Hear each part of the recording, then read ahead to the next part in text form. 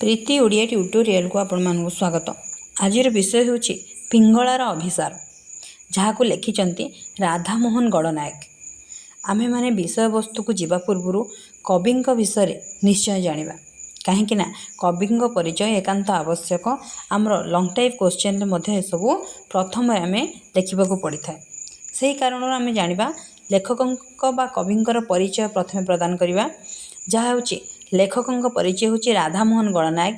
1911 मसीह जन्मग्रहण करते, 2000 तांकर मृत्यु। तांकर जन्म स्थान हूँ अनुगुल जिलार कलंडापाल ग्राम से जन्मग्रहण करते। तांकर रचना संभार होउछि बा आमे कह जाय अनुगुल जिलार कलंडा ग्राम से जन्मग्रहण करते। तांकर सृष्टि भंडार होउछि काव्य नायिका, उत्कलिका, मौसुमी, पशुपक्षीर काव्य, स्मरणिका, कैशोरिका, सामुकार स्वप्न, धूसर भूमिका, सूर्य और अंधकार, अचातीर तारा एवं हीराखंडर कथा, ये सब होउछि तांकर सृष्टि भंडार कहार राधामोहन गड़नायक। अनुवाद से बहु किछि ग्रंथ को अनुवाद मध्य करिसेंती। मेघदूत, सौरभ और रुस्तम मध्य से काव्य गुड़ी को अनुवाद करिसेंती। से गद्य साहित्य मध्य पारंगम थिले। गद्य साहित्य मध्य से रचना लिखिचंती, जहाँ कह जाए तुलसी स्तबक, राध और राधानाथ एवं ओडिया छांद मध्य तांको द्वारा रचना करा जायथिला राधामोहन गड़नायक द्वारा। से आधुनिक ओडिया काव्य रे छंद कवि भाव में परिचित थिले राधामोहन गड़नायक। से सबुज कविर समसामयिक भाव में कविता लिखा आरंभ करथिले। तांको कौन कह जाए ना आधुनिक कवितार छंद कवि भाव में से परिचित बोली कह जाए।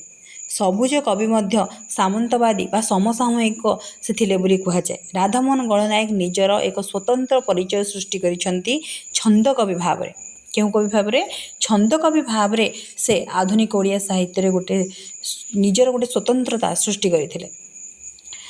राधामोहन गड़नायक उभय गीत, गाथा, पारंपरिक और संस्कृति, जातीयताबोध, देशप्रेम को नहीं कविता एवं कविंकर भाषा छंदर अपूर्व काव्य शैली बेस उद्बोधित होउथिला और हृदयस्पर्शी थिला। तांको लेखा गुड़िक एते हृदयस्पर्शी थिला जे तांको लेखार शैली जना पड़े। कवि गड़नायक केंद्र साहित्य एकाडेमी पुरस्कार पाइचंती, अति बड़ी जगन्नाथ दास पुरस्कार प्राप्त एवं पद्मश्री उपाधि मध्य से भूषित होइछन्ते। से आधुनिक कवितार छांद कवि हेले मध्य लेखार उन्नततम सोपान गढ़ी उठिथिला। एबे आमे देखिबा विषय वस्तु बा आमे जोटा आजिर प्रसंग पिंगलार अभिसार ता विषय जानिबा। नामकरण आमे जानि पारुथबा पिंगलार अभिसार नाम काहेकि दिया जायछि। राधामोहन गड़नायक गोटे चमत्कार उपस्थापना करिसेंती ए पिंगलार अभिसार रे। पिंगलार अभिसार बा पिंगला हेउछि गोटे बारंगना बा रूपजीवी बा जहाँ आम पेशा बोली कही था। अभिसार अर्थ होछि प्रेमिक प्रेमिकार मिलन स्थल, जहाँ को एथिरे राधामोहन गड़नायक पिंगला पेशा भी मध्य किपरि से निज सन्यासिनी पालटि जाइछि ता विषय एथिरे वर्णना करिसेंते। आउ मध्य से एथिरे पिंगला जो अभिसारर कथा राधामोहन गड़नायक वर्णना करिसेंती। आउ पिंगला क्यों देशर राजकुमारी बोली आमे कहिबा विदेहर नगरर राजकुमारी बा विदेहर अवसारिका पिंगला बा विदेहर से बारंगना भाव में मध्य परिचित। एथिरे आमे पिंगलार अभिसार रे अवधूत गुरुंक विषय जानिबा, जेउथिरे कोन कहा जायछि ना तांकर 24 गुरु थिले। अवधूतंकर 24 गुरुर प्रसंग मध्य आमे माने भागवतर ग्रंथर एकादश स्कंध नवम अध्याय रे पढ़िचे। ता मध्य स्पष्ट पिंगला विषय उपाख्यान करा जायछि। कोथिरे? भागवत ग्रंथ रे। सेथिरे अवधूतंकर 24 गुरु प्रसंग मध्य गोटे पद्यावली अछि। सेथिरे अवधूत स्वामी से कौन करथिले ना 24 गुरु धारण करथिले, जहाँ आम प्रकृति जीवजंतु वृक्षलता को नहीं मध्य से तांको गुरु बोली मानिथिले। आ सेथिरे पिंगला को मध्य स्थान दिया जायथिला। से 24 गुरुंक मध्य रे पिंगला मध्य गुरु भाव में परिचित थिले, कारण पिंगलार जीविका बेश्या से कौन करे बेश्यावृत्ति कर पेट पोषि थाए ବା ବହୁ ଧନରତ୍ନ ମଧ୍ୟ ଅର୍ଜନ କରିଛନ୍ତି, ଆଉ ସେଥିରେ ତାଙ୍କୁ ଖୁସି ମିଳେ। କିନ୍ତୁ ସେସବୁ ତ୍ୟାଗ କରି ସେ ସନ୍ନ୍ୟାସିନୀ ହୋଇ ଭଗବାନଙ୍କ ପାଖରେ ମନୋନିବେଶ କରିଛନ୍ତି। ସେହି କାରଣରୁ ଅବଧୂତ ସ୍ୱାମୀ ମଧ୍ୟ ତାଙ୍କୁ ଗୁରୁ ଭାବରେ ଗ୍ରହଣ କରିଛନ୍ତି। ଜଣେ ସିଦ୍ଧହସ୍ତରେ ଚାହିଁଲେ ସବୁ କିଛି ପ୍ରାପ୍ତ କରିପାରେ ବୋଲି ଏଥିରେ ମଧ୍ୟ ରାଧାମୋହନ ଗଡ଼ନାୟକ ବର୍ଣ୍ଣନା କରିଯାଇଛନ୍ତି। ଅବଧୂତ ସ୍ୱାମୀ ଏଥିରେ ଯଦୁରାଜାଙ୍କ ସମ୍ମୁଖରେ ପିଙ୍ଗଳାର ବିଦ୍ୟାଧାରଣ କଥା ବର୍ଣ୍ଣନା କରୁଛନ୍ତି। ସେ ପିଙ୍ଗଳାର ସମସ୍ତ ଗୌରବର କଥା, କିପରି ଭାବରେ ସେ ସମସ୍ତ ତ୍ୟାଗ କରି ଭଗବାନଙ୍କର ଶରଣାପନ୍ନ ହୋଇଛି, ଭଗବାନଙ୍କ ନିକଟରେ ନିଜକୁ ମନୋନିବେଶ କରିଛି ଆଉ ନିଜକୁ ପବିତ୍ର କରିଛି। କାହାପରି? ପଦ୍ମ ପରି। ପଦ୍ମ ଯେପରି ଭଗବାନଙ୍କୁ ସନ୍ତୁଷ୍ଟ କରିପାରେ, ସେହିପରି ପିଙ୍ଗଳା ମଧ୍ୟ ସବୁ କିଛିକୁ ଛାଡ଼ି କ'ଣ ହେଇଯାଇଛି ନା ସ୍ୱତନ୍ତ୍ର ଭାବରେ ବଞ୍ଚିବାର ଚେଷ୍ଟା କରିଛି। ସେ ଗୋଟେ ରୂପଜୀବୀ ହେଲେ ମଧ୍ୟ ସେ କ'ଣ କରିଛି? ଶେଷ ମୁହୂର୍ତ୍ତରେ ସନ୍ନ୍ୟାସିନୀର ଜୀବନଯାପନ କରିଛି।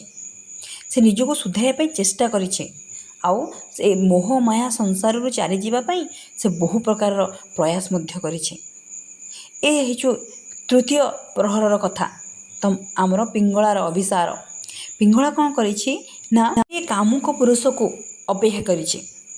ରାତ୍ରର ବେଶ୍ୟାବୃତ୍ତି ଆଉ କାମୁକ ପୁରୁଷଟି ପିଙ୍ଗଳାକୁ ରାତ୍ରିର ପାଇଁ ସଂକେତ ଦେଇଛନ୍ତି, ଯାହାକୁ ପିଙ୍ଗଳା ଜାଣିପାରିଛି। ଆଉ ରାତ୍ରି ସାରା ସେ କାମୁକ ପୁରୁଷକୁ ଅପେକ୍ଷା କରି ରହିଛି। ପ୍ରଥମ ପ୍ରହରରେ ତା'ର ତ କିଛି ପରିବର୍ତ୍ତନ ଘଟିନାହିଁ, କିନ୍ତୁ ତୃତୀୟ ପ୍ରହରରେ ପିଙ୍ଗଳା ମଧ୍ୟ ସେହି କାମୁକ ପୁରୁଷକୁ ରାତ୍ର ସାରା ଅପେକ୍ଷା କରିଛି। ଆଉ ମଧ୍ୟ କେଳି ଦୀପ ମଧ୍ୟ ଜାଳିଛି, ଫୁଲ ସେଜ ମଧ୍ୟ ସଜାଡ଼ିଛି। କିନ୍ତୁ ତା'ର କାମନା କିଛି ମୁହୂର୍ତ୍ତ ପରେ ପରିବର୍ତ୍ତନ ହୋଇଯାଇଛି। ତାକୁ ପାଇବାର ଆଶା, ତା'ର ମୋହ ମାୟା ସବୁ କିଛି ମୁହୂର୍ତ୍ତ ପରେ ବଦଳି ଯାଇଛି। କେଉଁ ମୁହୂର୍ତ୍ତ? ନା ରାତ୍ରର ତୃତୀୟ ମୁହୂର୍ତ୍ତ ପରେ ପିଙ୍ଗଳା କ'ଣ ହେଇଛି ନା ସବୁ ମୋହ ମାୟା କାମନାକୁ ତ୍ୟାଗ କରିଦେଇଛି, ଭଗବାନଙ୍କ ଶରଣାପନ୍ନ ହୋଇଛି। ପିଙ୍ଗଳା ଚାହିଁଛି କି ସେ କାମୁକ ପୁରୁଷ ସହିତ ରାତ୍ରି ବିତାଇବ, କିନ୍ତୁ କାମୁକ ପୁରୁଷଟି ଆସିନାହିଁ। ନ ଆସିବାରୁ ପିଙ୍ଗଳାର ଯେଉଁ ପରିବର୍ତ୍ତନ ତାକୁ ସନ୍ନ୍ୟାସିନୀ ଜୀବନର ଧାରଣ କରିବା ପାଇଁ ବାଧ୍ୟ କରିଛି। ସେ ସବୁ ଚିନ୍ତା କରିଛି, ଯାହା ବି କିଛି ହେଇଛି ସବୁ ମୋହମାୟା, ସବୁ ଭଗବାନଙ୍କ ପାଇଁ। ଏଠି କେବଳ ଗୋଟିଏ ସତ୍ୟ, ଯିଏ ହେଉଛନ୍ତି ଭଗବାନ। ତା ଛଡ଼ା ଏ ସଂସାରରେ ଆଉ କୌଣସି ସତ୍ୟତା ନାହିଁ। ସେ ଯେଉଁ ଧନ ସମ୍ପତ୍ତି ଅର୍ଜନ କରିବା କଥା କହୁଛି, ଯେଉଁ ପିଙ୍ଗଳା ଯେଉଁ ସୁଖ ସୁବିଧା ଭୋଗ କରୁଛି, ସେସବୁ କିଛି କ୍ଷଣ।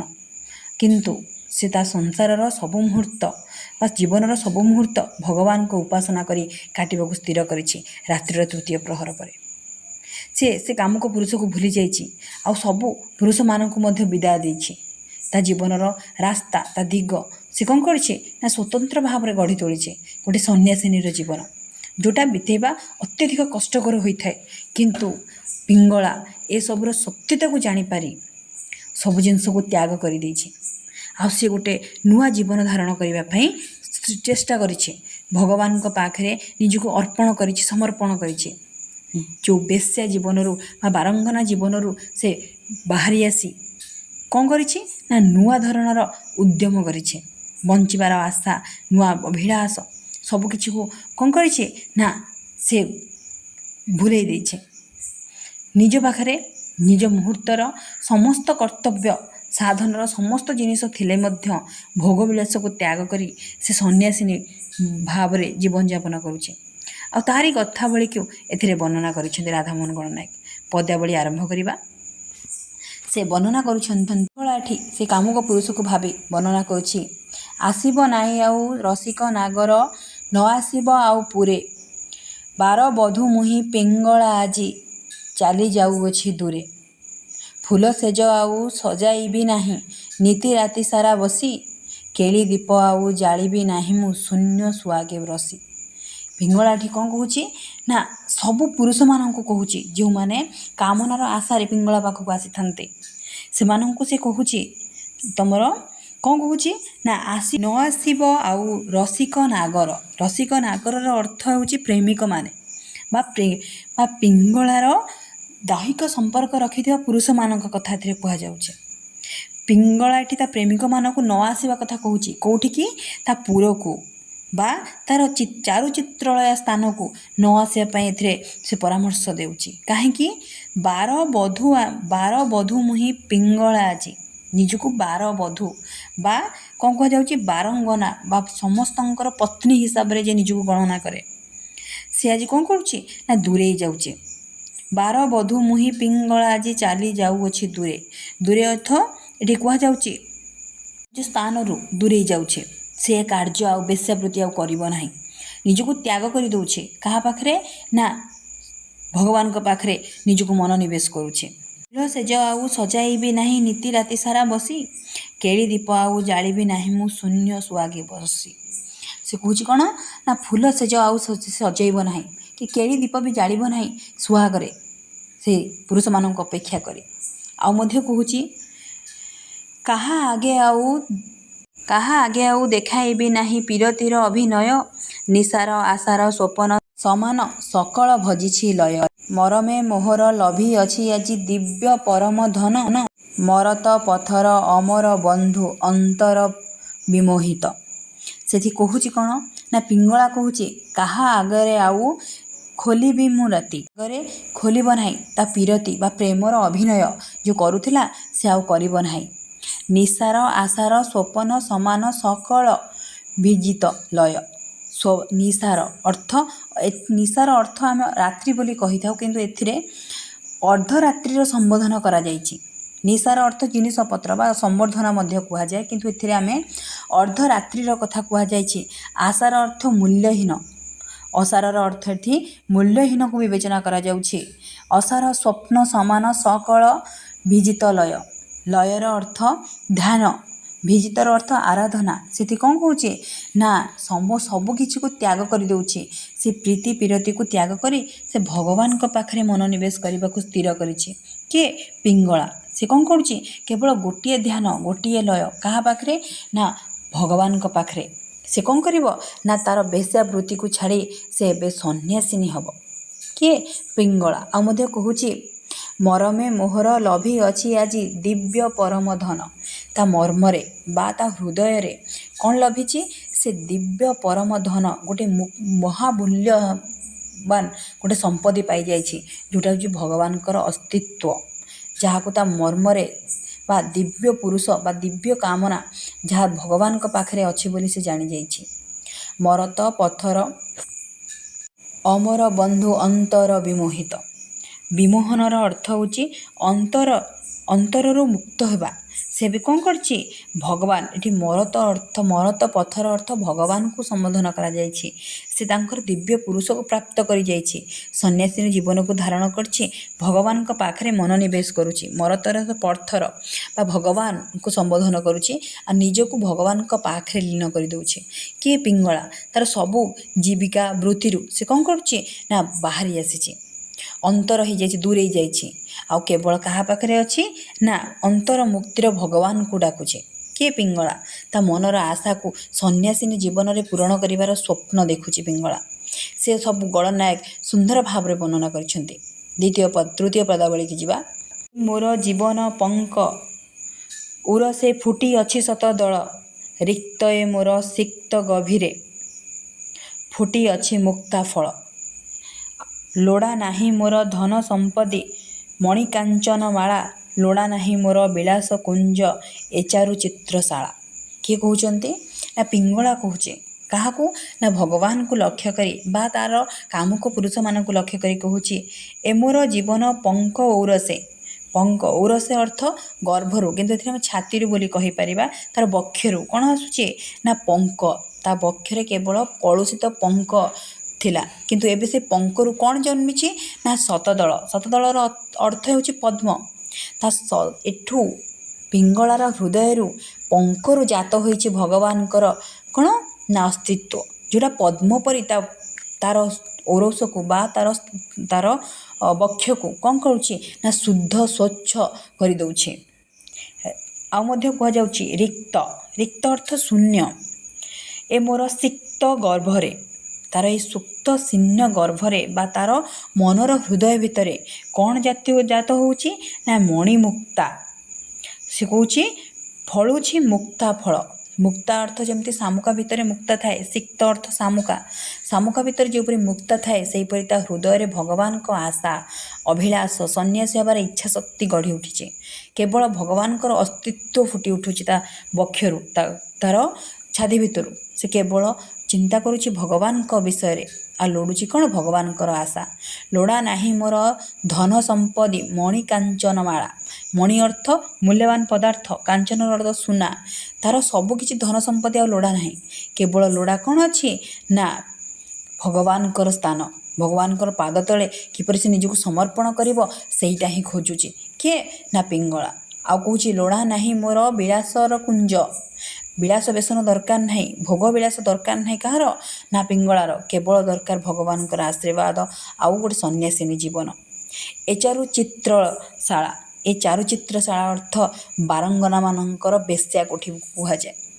से सब किसी को सब त्याग कर दौचे धन संपत्ति को त्याग कर दौचे ये सबू विलास बेसन को त्याग कर दौचे निजको अर्पण कर दौचे भगवान पाखे लीन हो जाऊँगी भगवान पाखे केवल ता मन भितर गोटे आशा से सन्यासिनी जीवन यापन कर सबू किसी को दूरे जीव किए ना पिंगला तार धन संपत्ति लोड़ा ना ता जीवन में आउ तार कौन पुरुषंकर भी कामना ना केवल अच्छी ता मन भितर आशा शक्ति भगवान को पाइबार गोटे जिज्ञासा जहाँ पिंगला पाखर पिंगलार वृत्ति को ता पाखर छड़े आनी तार स्वप्न जो से बंचुला खुशी होता से छड़े आनी सी एबे कौन दरकार ना बोली कहूँ ता मन भीतर पंक को सफा करी से पद्म फुटाई आउ तार गर्भरे बा तार हृदय भितर शून्य स्थान रे मुक्ता जन्मे मुक्तार फल फल जहाँफल मुक्तार फलटी क्या तुलना करा ना भगवान अस्तित्व को तुलना करा मुक्ता परि मूल्यवान भगवान अस्तित्व को ता मन भीतर से संचारी रखी कहुए कहूँ न आसब आउ रसिक नागर न आसब मोर पुरे बार बधू मुही पिंगला आज चली जाऊँगी दूरे से पुणी से जिनस को आवृत्ति करी बारंबार कहूँ कौ मानू ना से पुरुष मानू जो मैंने पिंगला पाखक आसी था निजर दैहिक संपर्क रखापी से कथा कहुचे से कहूँ कौन ना आउ से पुरुष माने मो पुर को आसब ना बा चित्रालय को आसबा ना बोली कथा कहूँ पिंगला से कहूँ मुझे दूर ये संसार बा ये जीवन रू कौन करुचे बहुत दूर को चली जाऊँगी बहुत दूर को अतिक्रम कर जाऊे ए जीवन में मोर केवल गोटे अस्तित्व एवं रही जहाँ हूँ गोटे सन्यासिनी ना कि गोटे बेश्यार से जीवन को मुझे परित्याग करुचे से जीवन को अतिवाहित करुचे से जीवन को मुझे त्याग करुचे बोली से जन दूचे से पुरुष मान जनक पिंगला आज कौन है ना सबू सत्यता को जानीपारी ता जीवनर अस्तित्व ता जीवनर परिस्थिति ता जीवन को किपरि से अतिवाहित करिवो सबु किछि को से कौन करुछि बुझी पारुछि नेक्स्ट वीडियो रे या पर पदठारु आलोचना करिबा जदि किछि डाउट थाए ताले कमेंट बॉक्स रे जणांतु आ चैनल को सब्सक्राइब करंतु आ शेयर करंतु।